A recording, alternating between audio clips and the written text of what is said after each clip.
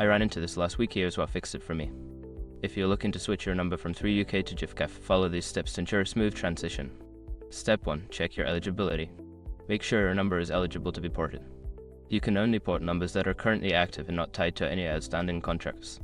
Step 2. Get your PSE code. Contact 3UK and request your porting authorization code PSE. This code is essential for transferring your number and is usually provided within a few minutes via text or call. Step 3. Sign up for Giffgaff.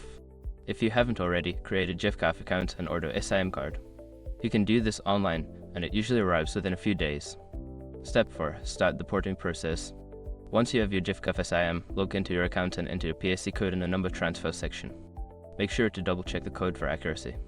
Step 5. Wait for confirmation. After submitting your PSE code, wait for confirmation from Giffgaff. The transfer typically completes within a few hours, but it can take up to 24 hours. Keep an eye on your email for updates. Remember, during the transfer process, you may experience a brief period where your service is disrupted. Just be patient, and soon you'll be enjoying your Giffgaff service with your old number.